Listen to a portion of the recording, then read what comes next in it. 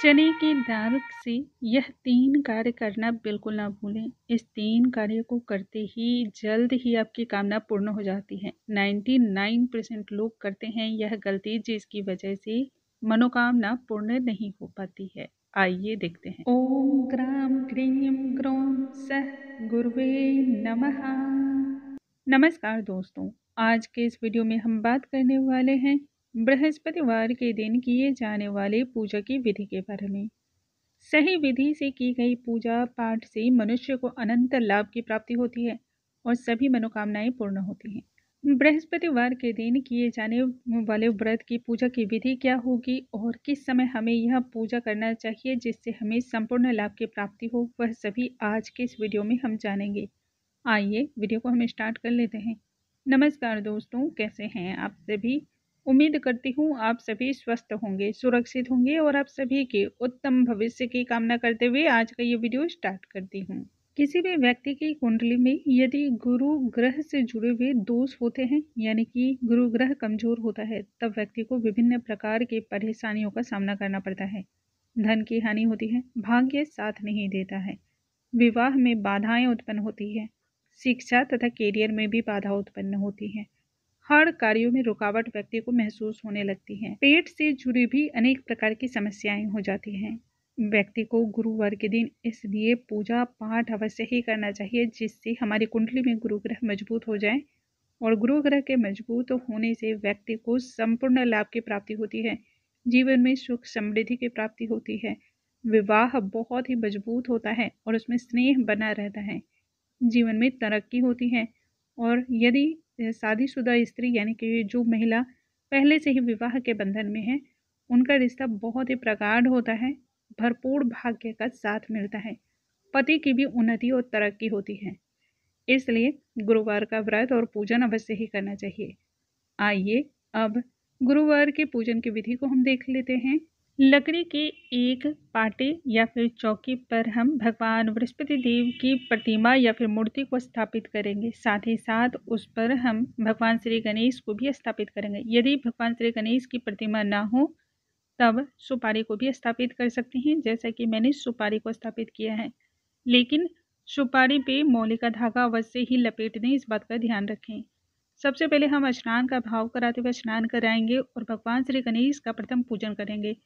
वस्त्र, हल्दी, कुमकुम, सिंदूर इत्यादि भगवान श्री गणेश को अर्पण करेंगे। और अब सबसे पहले हम दीपक को प्रज्वलित कर लेते हैं।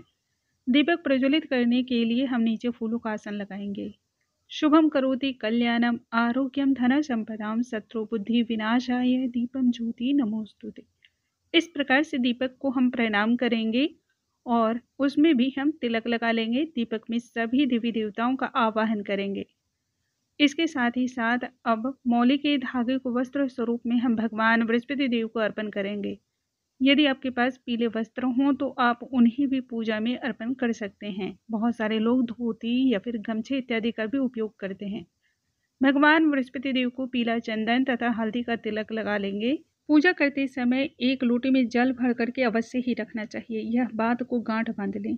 पीतल का एक लोटा लेंगे, उसमें 5 हल्दी से या फिर चंदन से तिलक करेंगे, कंठी पे मौली धागा बांधेंगे। अब उसमें जल पूरी तरह से भर करके उसमें हल्दी, थोड़ी सी चने की दाल, गुड़ और मुनक्का को उसमें डाल देंगे। उसे भी हम एक तरफ रहने देंगे। साथ ही साथ हम भोग लगा लेंगे। भोग में चने की दाल और गुड़ का भोग लगाएंगे, उसमें तुलसी का दल अवश्य ही रखेंगे। तो मैंने सब पहले से ही तैयारी करके रख ली है। बृहस्पति भगवान को हम पुष्प अर्पण करेंगे तथा इत्र अर्पण करेंगे। किसी भी पूजा पाठ में इत्र अर्पण करना बहुत ही ज़्यादा शुभ माना जाता है। इससे पूजा का प्रभाव बहुत तेज हो जाता है, अर्थात कि बढ़ जाता है। भगवान बृहस्पति देव को अब हमें धूप और दीप अर्पण करना है। जब आप धूप दीप अर्पण करें तब आपको घंटी भी बजानी है। लौंग सुपारी अर्पण करना चाहिए, जिससे पूजा की जो भी त्रुटि होती है वह सभी क्षमा हो जाती है, माफ हो जाती है। घंटी पूजा में देखिए अवश्य ही बजानी चाहिए। वैसे तो स्नान कराते समय, भोग लगाते समय तथा विभिन्न प्रकार की जितनी भी क्रियाएं आप करते हैं उस सभी चीज़ों में हमें घंटी बजानी चाहिए, लेकिन अकेले रिकॉर्डिंग करना और पूजा करना दोनों ही कठिन हो जाता है, क्योंकि कैमरे में भी बार बार झांक कर देखना पड़ता है सही से हो रहा है या फिर नहीं हो रहा है। तो आप ये गलती बिल्कुल ना करें। जो भी कार्य आप करें, वस्त्र अर्पण करें तब भी घंटी बजानी चाहिए, इत्र अर्पण करें तब भी घंटी बजानी चाहिए। घंटी बजाने से वो सभी भाव जो होते हैं ना, वह जागृत होते हैं। इसके साथ ही अब हमें हाथों में थोड़ी सी चने की दाल, गुड़ और पुष्प लेकर के व्रत की कथा का श्रवण करना चाहिए। जब व्रत की कथा समाप्त हो जाए तब इन पुष्पों को भगवान बृहस्पति देव के चरणों में हमें अर्पण कर देना चाहिए। जब आप पहली बार पूजा उठा रहे हों तब व्रत का संकल्प अवश्य लें, जिससे हमारा व्रत निर्विघ्न पूरा भी होता है और उसका सारा फल भी हमें प्राप्त होता है। पूजा करने के पश्चात हमें हवन करना चाहिए। यह बात ज़्यादा तो लोग नहीं जानते हैं और जानते हैं तो लापरवाही से इसे छोड़ देते हैं। देखिए, हवन बहुत ही ज़्यादा जरूरी होता है। बृहस्पति देव की पूजा में हवन करना अति ही श्रेष्ठ होता है।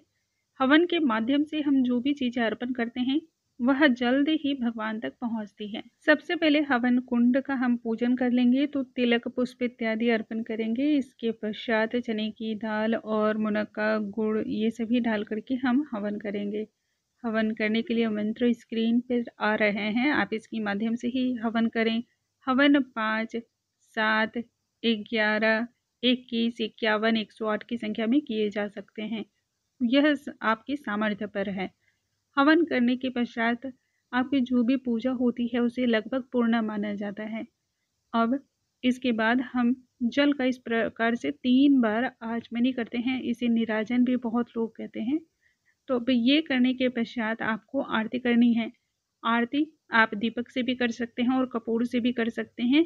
तो जो आपसे बहुत ईजिली और बहुत ही सरलता से हो सकता है उसी से आरती करनी चाहिए। आरती करने के पश्चात हम क्षमा याचना कर लेंगे, क्योंकि पूजा में कोई भी भूल चूक त्रुटि रह गई हो तो उसके लिए हम भगवान से क्षमा याचना करते हैं। फिर बगल में लोटे में जो हमने जल डाला हुआ था, जिसमें कि हल्दी और गुड़, चने की दाल, मुनक्का को डाला है, तो वो सभी चीज़ें केले के वृक्ष में अर्पण कर दी जाती हैं। यदि केले का वृक्ष ना हो तब आसपास यदि किन्हीं के यहाँ हो तो उनके यहाँ भी जाकर आप इस जल को अर्पण कर सकते हैं।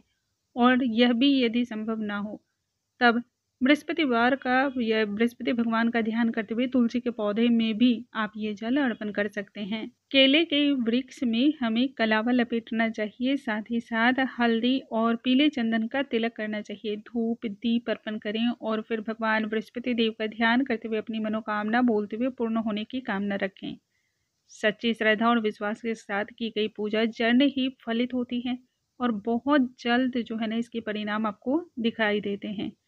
इस दिन संध्या काल में केले के वृक्ष की जड़ में आप दीप अर्पण करें। देखिए, केले के वृक्ष को कभी भी घर के फ्रंट में यानी कि आगे नहीं लगाना चाहिए। जब भी लगाएं घर के पीछे वाले हिस्से में लगाएं, जिससे घर में समृद्धि बनी रहती है। जब पूजा समाप्त हो जाती है तब जो प्रसाद आपने रखा है, गुड़, चने की दाल, तुलसी का पत्ता और साथ ही मुनक्का का, उसके 2 भाग कर लें। 2 भाग करने के पश्चात एक भाग आप गाय को खिला दें और दूसरे भाग से घर के सभी सदस्यों को ये प्रसाद वितरण करें। फिर स्वयं भी इस प्रसाद को आप ग्रहण करें।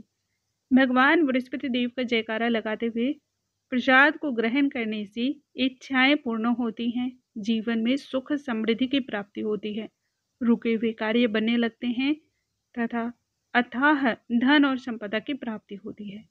उम्मीद करती हूँ आज का ये वीडियो आपको बहुत पसंद आया होगा। यदि वीडियो पसंद आया हो तो लाइक करना बिल्कुल ना भूलें। अगले वीडियो में हम नई जानकारी के साथ फिर से मिलते हैं। तब तक के लिए नमस्कार दोस्तों।